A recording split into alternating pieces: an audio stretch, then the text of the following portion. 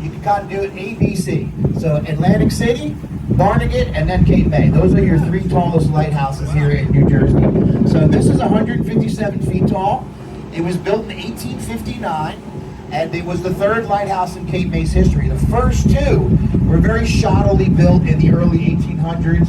They were also they weren't very tall, and it didn't take long for them to be crumble into the sea during storms.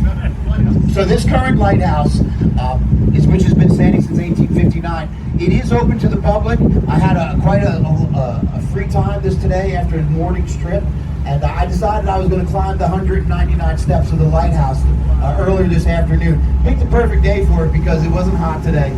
Normally you're going up those stairs on a July day, you're feeling that heat and humidity. But when you get to the top, what a view. I mean, you can see easily 20 miles in every direction on a clear day. It's absolutely spectacular to see it up there.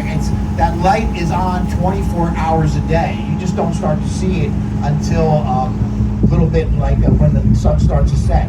But that light is on all the time, spinning around, and it's completely automated.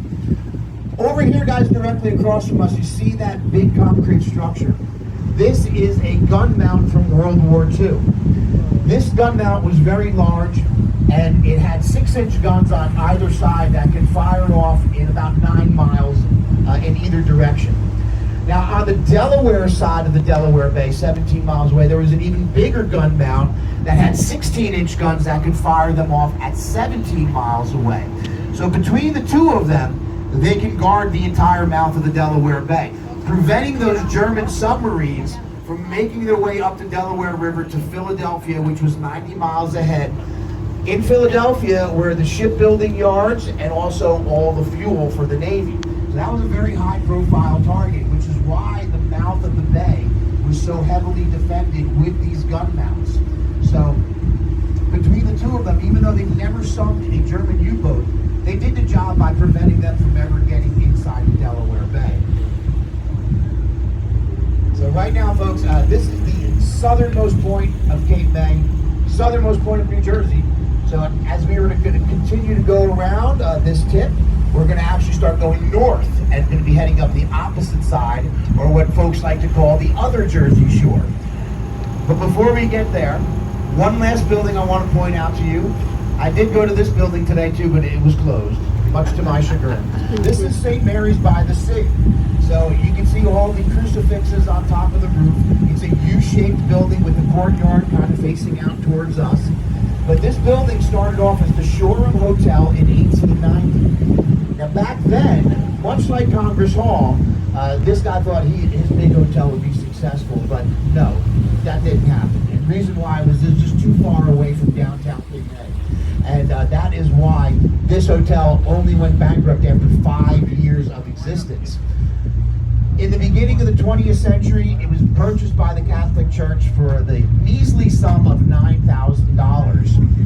And I'm going to get into a little bit more of that. Before I do, though, right now Captain Chris is going to line up the boat so the lighthouse is kind of right in the center of St. Mary's by the Sea, making it look as if they're both the same building.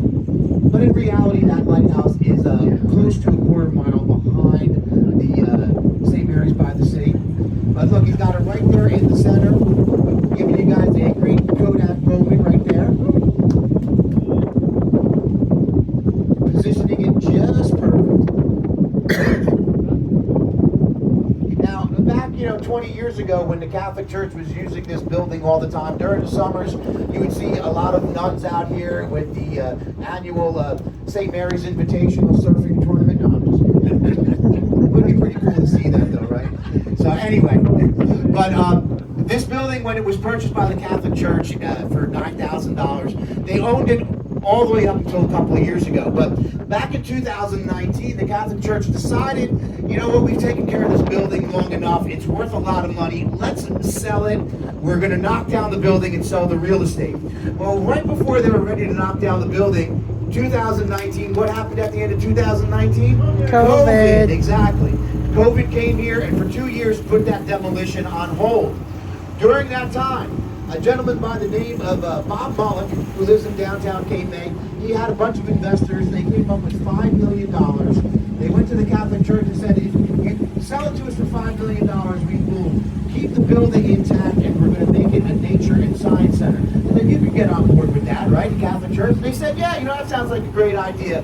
That seems, go ahead and buy that building. So they bought it, and now it is a nature and science center. It is open to the public, depending on the time of year.